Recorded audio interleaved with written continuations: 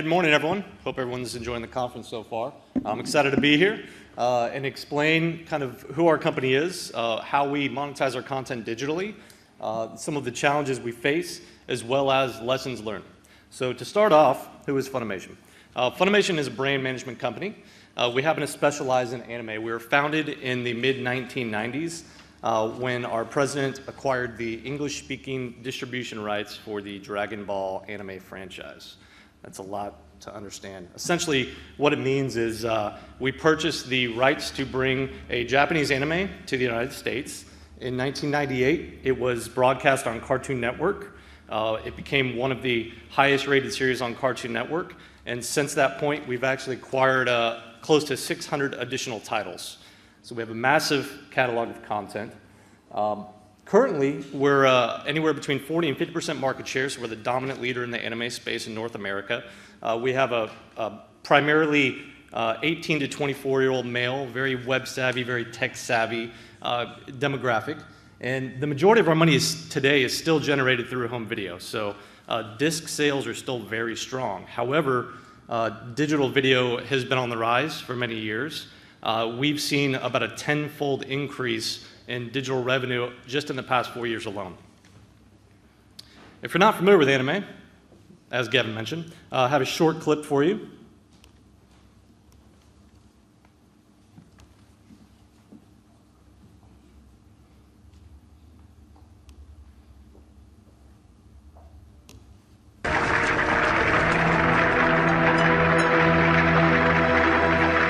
Vegeta, what does the scouter say about his power level?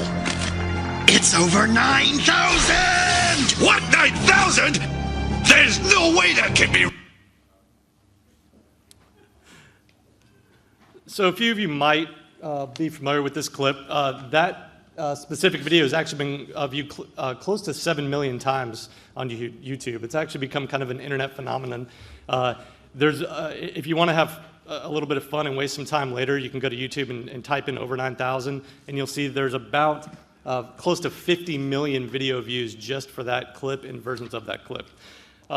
So where do we put this video other than YouTube? Well, we currently distribute our content on the major video platforms in the United States. So it includes, for subscription video on demand, Netflix, Amazon, and Hulu Plus. For transactional video on demand, it's iTunes, Xbox, Sony PlayStation. Just recently, Zune actually went away, and so now Zune is becoming Xbox. And then free ad-supported on Hulu, YouTube, and Crackle. In addition to the third-party platforms, last year we actually launched a subscription video-on-demand service on our website, Funimation.com. We have an iOS and Android app, as well as we launched over 430 episodes on Facebook for transactional video-on-demand. Something that I haven't included on this slide, but we're in the development stages of a Samsung web-enabled Blu-ray player and web-enabled television app, as well as a Roku set-top box app. Now, we have all this content out there. It's really exciting, engaging, and it hits an 18 to 24-year-old demo.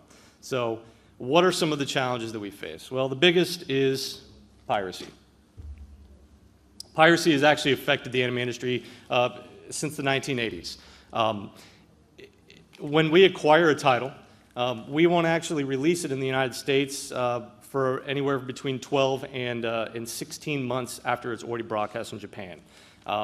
We have to translate it, we have to recast it, we have to redub it, we have to create the artwork, we have to get approvals for everything, and then actually release it at retail. So that entire process takes anywhere from 12 to 16 months. So you can imagine that people that are familiar with this content in Japan, they want to be able to watch it here in the US, but it's not yet available.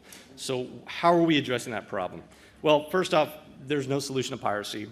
Piracy exists, and it always will. If there's people that want access to content, they're going to get it. So there's really 5 primary things we do. We compete. So what we do is, we're actually doing this today on our website.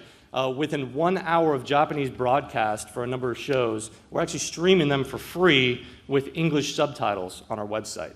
So fans no longer have to go out and try to seek BitTorrent files or go to web streaming sites for this content. It's readily available, it's easily accessed, and we can run ads against it, so we're able to monetize it. Legalizing. So 4 to 5 months after every single home video release, we'll actually put the entire series up for free ad-supported online. There's a huge demand for it, and again, if we're not capitalizing on that, then somebody else is. Removing. We have an in-house anti-piracy team. Consists of an attorney and 4 full-time employees. Their sole job is really to go out, find this illegal content, and take it down.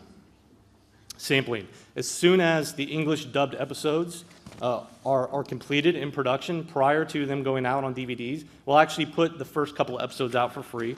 And then tracking every single piece of content we create, we upload and fingerprint in YouTube's fingerprint system. And what this allows us to do is it allows us to block, track, or monetize any user-uploaded content. So it gives us control over this content.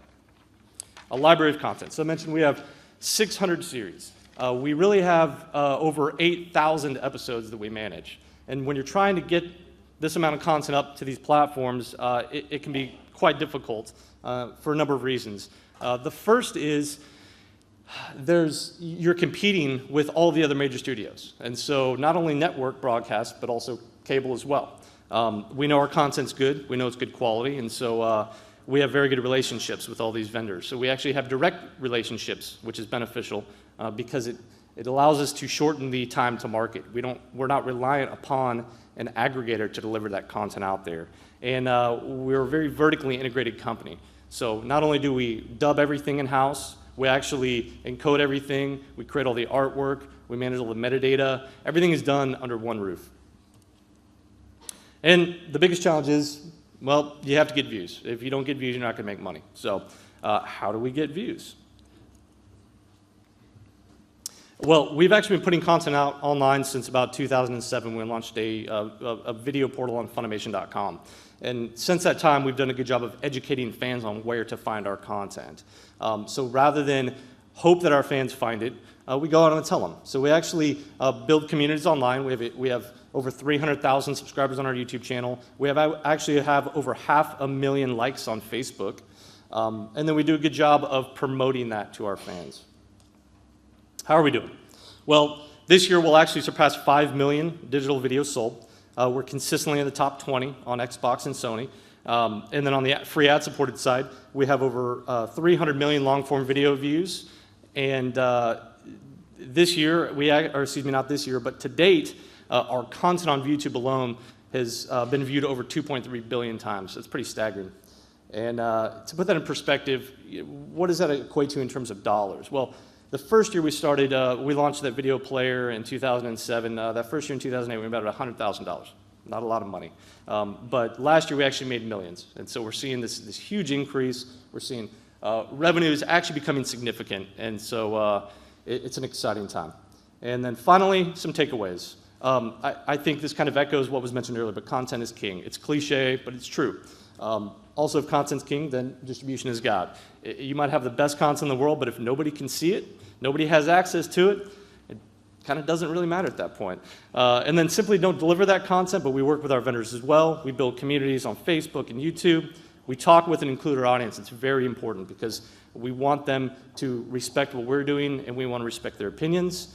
And then I mentioned earlier, the in-house services, they allow us to shorten that window, the time to market, as well as reduce costs, and also oversee quality, which makes us very nimble and allows us to take advantages of opportunities. Thank you. Thanks very much, Brandon. I really want to talk to you because obviously I've known about your company for a long time. We did business together when I was at Juiced. You were struggling for a long time to determine what to do online with your video. It's where you make all your money. It's not necessarily you control it because it's controlled out of Japan. And you were always struggling with this. Now that you're making, you're doing really well online.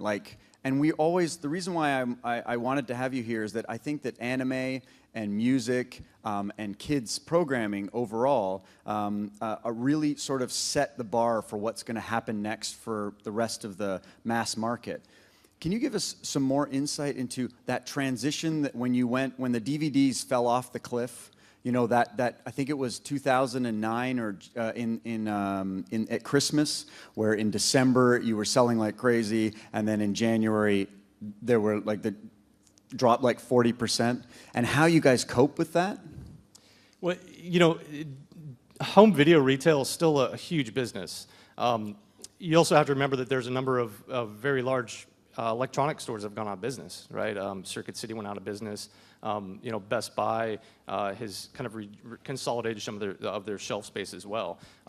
But what we're seeing is we're actually seeing a significant increase in our online retailers, and so Amazon has come out of nowhere to become, you know, one of our top home video retailers.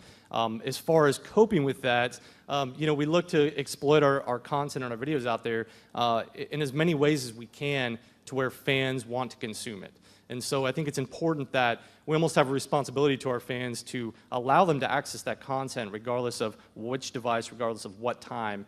And if you give that to your fans, you give that to people are willing to pay for that. So the subscription product that we're rolling out has been very successful so far, and we expect it to grow. Great. Thanks very much. Round of applause for Brandon.